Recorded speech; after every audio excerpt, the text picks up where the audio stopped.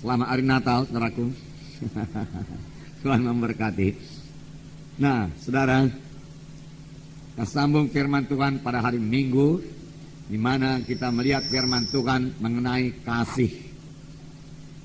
Kasih adalah sangat penting. Dalam 1 Korintus 13 ayat 13 dikatakan, saya membaca lagi, demikianlah tinggal ketiga hal ini, yaitu iman dan pengharapan dan kasih. Dan yang paling besar diantaranya ialah kasih. Iman memang penting, saudaraku. Firman Tuhan berkata tanpa iman mustahil. Semua kita harus punya iman. Kemudian pengharapan juga penting. Karena tanpa pengharapan iman kita tidak bekerja. Saudaraku, supaya iman kita bekerja, kita harus memiliki satu pengharapan. Memiliki satu objek, memiliki sesuatu yang kita inginkan dari iman tersebut, yang kita harapkan dari iman tersebut. Itulah dia pengharapan. Namun firman Tuhan berkata, yang terbesar adalah kasih. Mengapa yang terbesar adalah kasih? Dalam 1 Korintus 13 ini juga dikatakan, mulai ayat 8 saya bacakan kepada saudara, kasih tidak berkesudahan. Jadi kasih itu sampai ke sorga. Kemudian dikatakan nubuat akan berakhir. Bahasa roh akan berhenti, pengetahuan akan lenyap. Sebab pengetahuan kita tidak lengkap dan nubuat kita tidak sempurna. Tetapi jika yang sempurna tiba, maka yang tidak sempurna itu akan lenyap. Kasih tidak berkesudahan.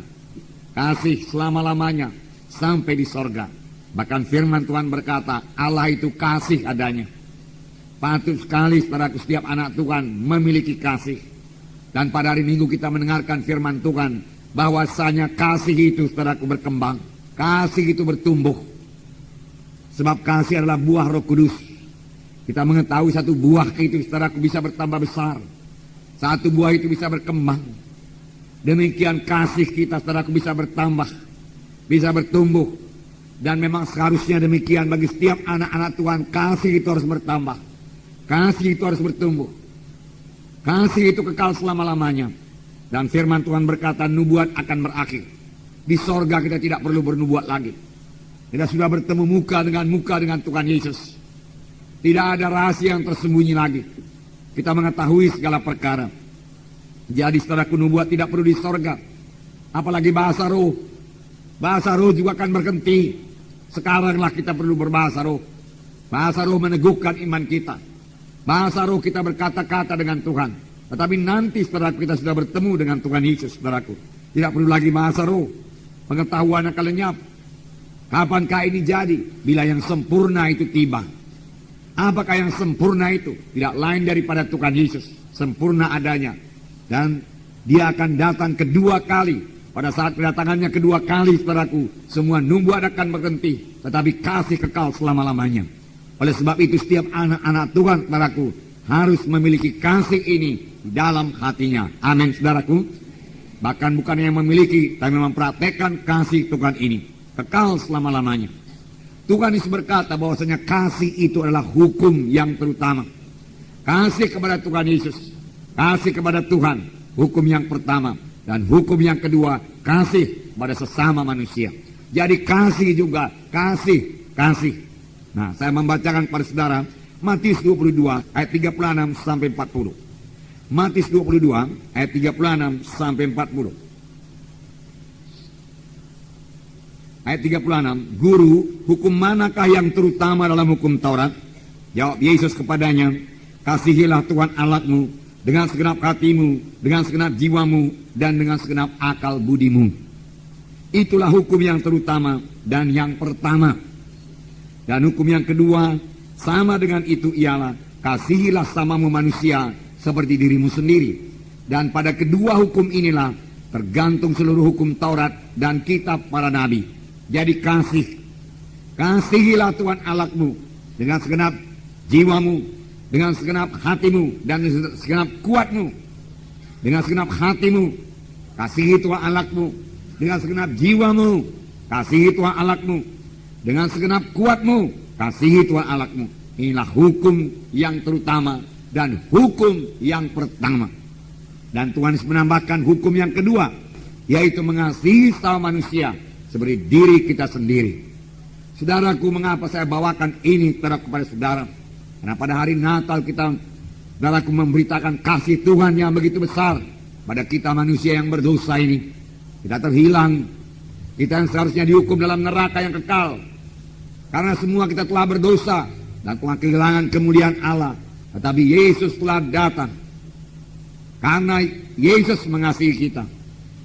Tidaklah ia gemar seorang pun binasa, tetapi ia mau supaya sekaliannya sampai kepada pertobatan. Itu sebabnya Yesus datang menebus kita. Nah, patut saudaraku kita juga memiliki kasih. Dan memang kita sudah memiliki kasih. Yang penting kita selirik pada hari ini. Apakah kasih kita itu kita praktekkan? Apakah kasih kita itu berkembang?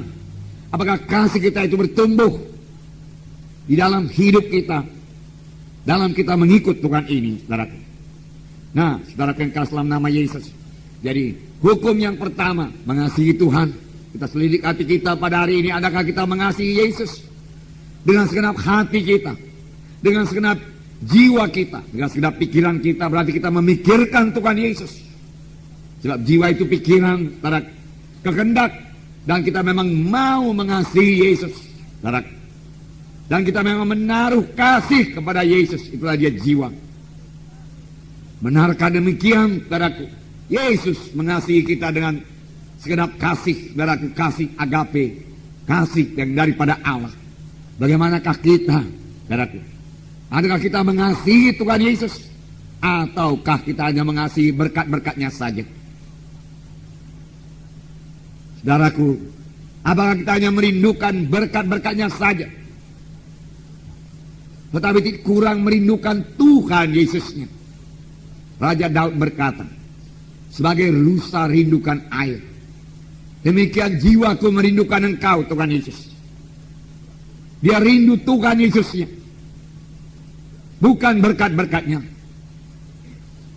Berkat-berkat yang diberikan Tuhan Yesus, saudaraku, tidak cukup, saudaraku, kepada Daud. Tetapi jiwanya haus akan Tuhan. Jiwanya merindukan Tuhan. Jiwanya rindu bersekutu dengan Tuhan.